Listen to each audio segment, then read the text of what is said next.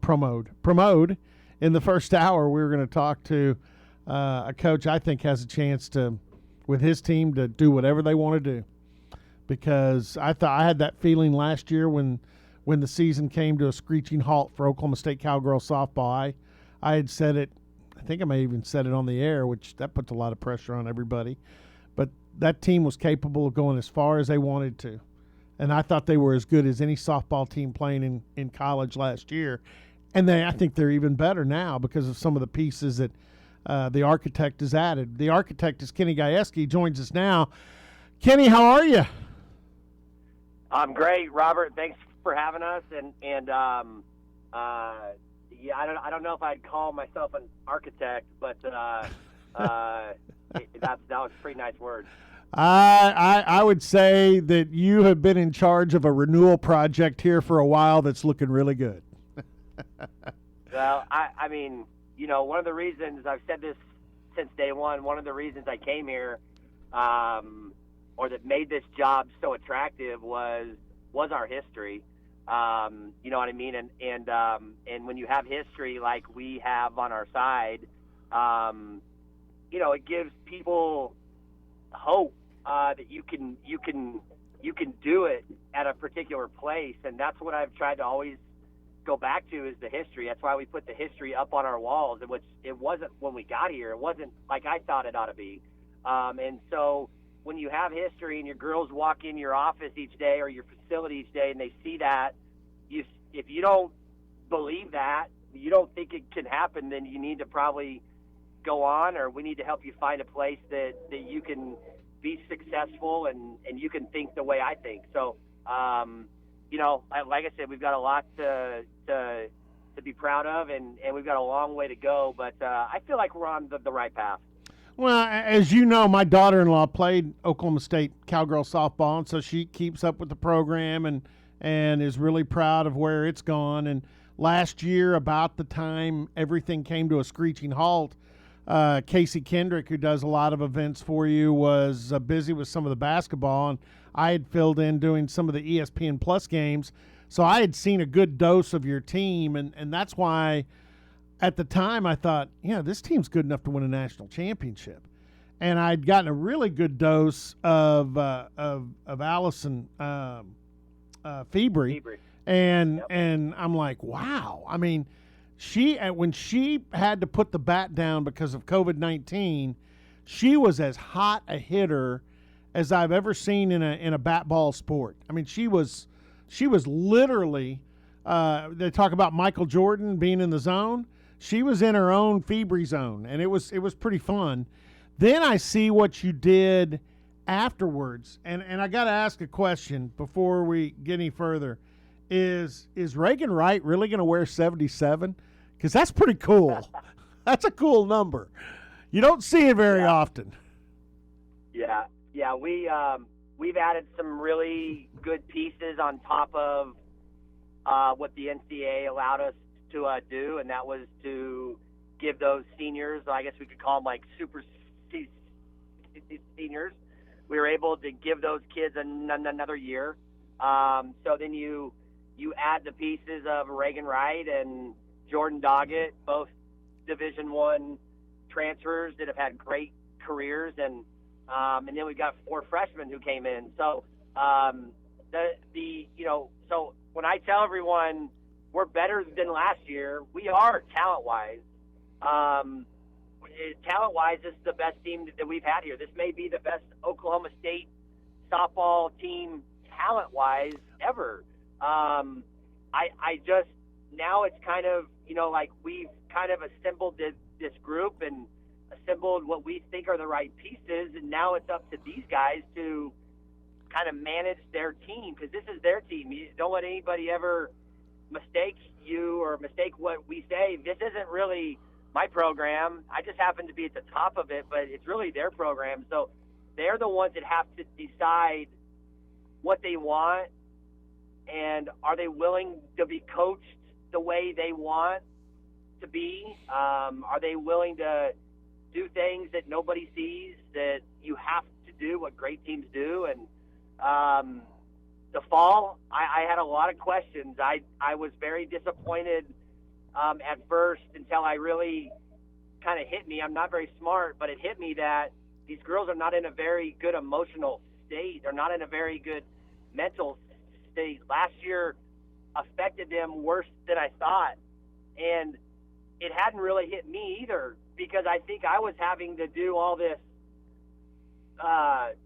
talking and communicating with these kids, and I was like, yeah, we'll be fine. We'll just get right back in, and that didn't happen. We had to really work to get ourselves back, and had some kids who, for the first time in their entire life, saw the outside world in a light that they had never seen it yet, because they're so locked in with softball and school. And when you get a 6-month vacation and see the outside world like you never have, it can change your perception. It could change the color of shades that you look through. And so we've worked really hard adding these pieces. These kids have worked really hard to kind of recommit themselves to OSU and this program. And, man, I feel really good here today on where they are. You know, I was gonna say something funny here, but it doesn't apply. So I'm gonna go back serious, like you said, and I don't know. You know, again, I feel like I know you a little bit, but I don't know if I know you well enough to make this statement, but I can make it for myself. Consciously, I've stayed in what I'm doing, and I've stayed covering college sports, high school sports. I've stayed covering Oklahoma State. Really haven't branched out and wanted to go anywhere else and do anything else, because there's a safety there, Kenny. Kind of like the girls were in, there's a safety in being a college athlete, because you get in your routine, you have your world, and some of the things going on that aren't so great outside of it don't really invade that world. So I get what you're saying. Yeah. The biggest mistake that every school made in the country, in my opinion, is that we let these kids leave. And I think I heard Mike Holders say this the first day: we should not let these kids leave. We need to keep them in this environment. They're safe, they're structured, they're protected. Now, when they leave our little bubble, that's on their call, but it's a lot easier to manage, to coach when they're here and you see them each day. And we gave that up. And when you give that up, you lose total control. And that's what happened across the country, not just in sports, but in life. And I think that's why this thing got so out of control. And, you know, hopefully we're starting to get a hang on things. But I tried to live my life. You know what I mean? I tried to do those things, but I got away from my kids. You know, I tried to talk to them like I normally do, but I also like these kids to have some freedom. I don't think of myself as a control freak, and I think that people around me would tell you that too. I'm not a control freak. I want these kids. I tell them daily, you know, softball and school, that's 1 and 1A, and it can be in any order that you want. They're both number one. Having fun is number 2, and I want you to have fun here. I just need you to understand that, you know, these should be the greatest 4 years of your entire life. But you got to understand, when you make decisions, they affect all of us. They affect my family, my staff's family, your family, yourself, your teammates. They affect all of us. So just be smart.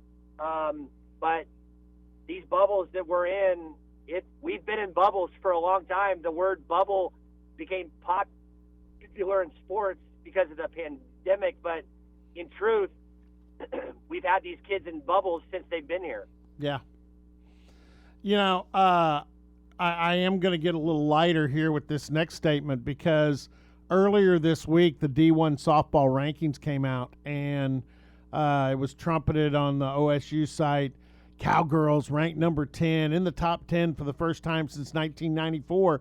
And when I looked at the top 25 in the list, I'm like, okay, that's cool, but Kenny is going to take that, put it on the bulletin board, and put some statement next to it like, they think we're 10th? How freaking crazy are these people? Because I could see you looking at being ranked 10th with this team as bulletin board material. Yeah, The national rankings are really hard. For Oklahoma State, it's always going to be hard. You know that. You've covered all these sports. It's always going to be hard here. And we just don't. Nobody looks at us unless you're wrestling or golf as like a blue blood. Yeah, you have to prove it. You have to prove it every year. Last year doesn't matter. It doesn't matter that we've gotten better each year here, and our recruiting has been whatever it says. It's different each year. And so I don't really care about that. The thing that I kind of laugh at is in the Big 12, we've been picked third again, finished in the Big 12 conference. We haven't been good enough to beat OU yet, but anybody else, we're the best program in this conference besides OU, hands down, not even close. We continue to be picked third. It is what it is. I don't even care anymore. It's just like I just want to play. I just want these kids. We'll prove it on the field, and they know that. We kind of talked a little bit about rankings and stuff, but I just told them, I said I would be shocked if we're not in the top 10. But we're probably not going to be much higher than that because it's just Oklahoma State in a lot of people's minds. So it feels nice. It's good for recruiting, kind of like eyewash. You know what I mean? For all that kind of stuff, it really doesn't matter until you go play. Speaking of playing, I know the schedule's not out yet, but you probably got a pretty good feel. And the sad thing about last year, I thought the schedule you had put together last year for that team in particular was perfect. I thought going down to Florida early on, playing the USA national team, I thought that whole schedule was going to be a great preparation and a great resume to spring into the postseason and the College World Series. Yeah, and in the end, you didn't get to finish it, which was really a bummer. And I remember interviewing you the day it happened because I was supposed to do some games that day for you guys. Yeah. And we were all disappointed. But do you feel like you've got a slate this year that can get your girls where they need to be to do what they want to do? My biggest concern right now is your exact point. We don't have quite the schedule that we had last year. That's not because of a lack of effort. People don't want to play you. Kenny, I got news for you. People don't want to play you. We're having a lot harder time. We're having a hard time getting elite teams here. And we're having a hard time going to tournaments. Like we got a couple tournaments where we got in with some good teams, and for some reason teams have backed out. It's not just us.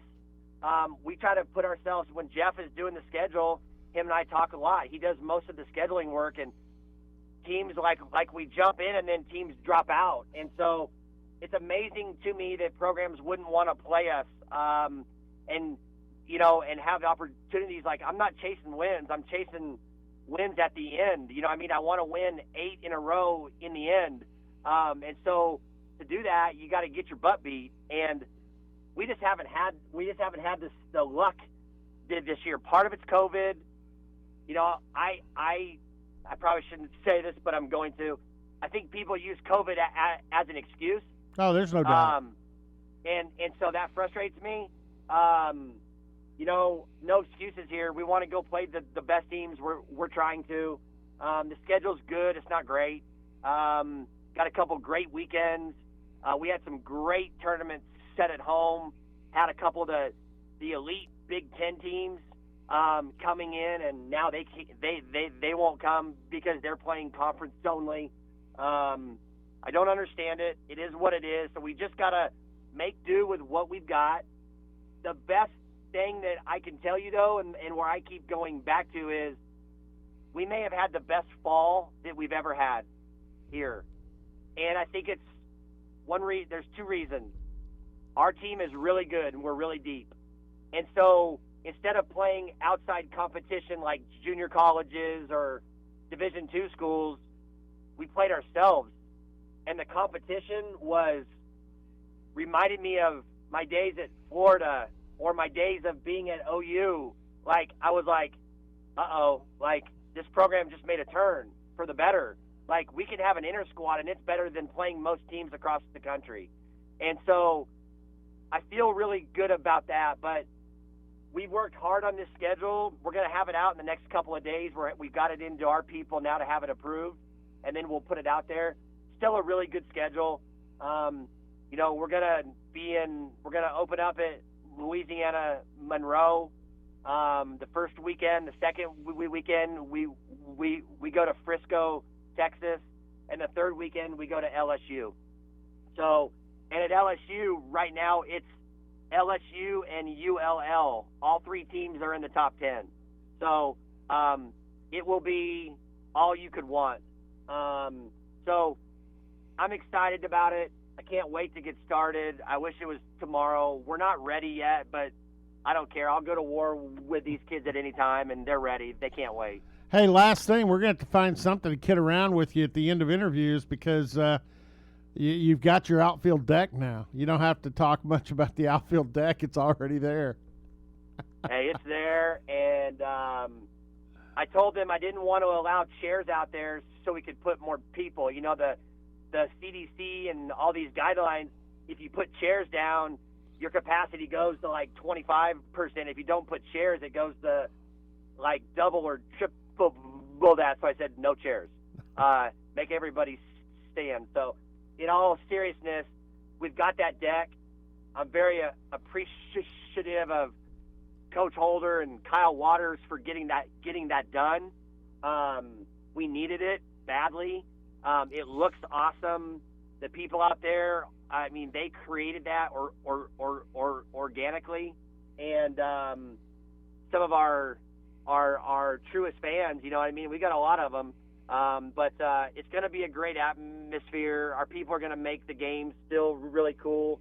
Now we need to start talking about a scoreboard. So you can start joking around with me about a scoreboard. Maybe enough people will hear that and help us raise the money to have our scoreboard updated so it'll look like Obrates, and then we'll be in great shape. Yeah, that will look good. And again, we didn't get into particular names, but you mentioned your inter squads in the fall. I don't know that you have enough places in the lineup card because you've got kids on top of kids here, which means if somebody's not feeling well, it's not going to be too hard to put that next name in the lineup card because this is, golly, this is fun. Just looking at the roster is fun. I got to think it's fun for you. Well, it's fun. I mean, it's gonna maybe be a different coaching job for me this year. I hope that's where we're at. That I'm having conversations with kids about just, keep working. Your time will come. We haven't had a lot of that in the past, but we're getting there, and I really hope that that's where it ends up, where I'm having to really tell our kids, hey, just keep doing what we keep telling you to do. Just keep getting better each day. Keep being a great teammate. Keep cheering for the kid you're competing with and that's starting over you. Keep cheering and pulling for that kid, like nobody knows that you're competing against that kid. Like genuinely pulling for that kid to have success, and what you'll get back, you won't even know what to think. It'll be so good. And I think if we have a culture of that, this team is capable of winning the whole thing. And we're gonna need luck. We're gonna need to stay healthy. There's a lot of good teams out there. There's a lot of teams that have these super seniors just like us. But, this is all about, it's not always about the most talented teams. It's about the best teams. And I can tell you we're as talented as we've ever been. Last year's team was the best team I've ever had here as far as just getting along and really pulling for each other. And if this team can do that, look out. Yeah. I know this. Seeing them celebrate the way they did last year together, celebrate each other's accomplishments, which were team accomplishments. I get what you're saying there. So we'll let you go. But, again, I think it's going to be extremely exciting this spring to see what this team accomplishes because there are no limits. Not for this softball team. I can't put any down on paper. They've got everything in front of them. It's going to be fun. Yep, we're excited. Appreciate you having us on, and you want to do it again? We can start going over some kids' names and kind of what we expect. Let's do that. When is your first weekend? Is it February? February 12th. 12th. Okay. So yeah, we will. Yep. If not next week, maybe the week after. But sometime we do want to get you back on because to me, that's exciting to talk about it. Where you're going to put all these talented kids because it's loaded. And like you said, I love the fact that I'm learning to deal with a new abbreviation, GR. GR is a fun abbreviation. Grad. That's awesome. All right. Hey, Kenny, yeah. Thanks. All right. Go Pokes. All right. Kenny Gajewski. And again.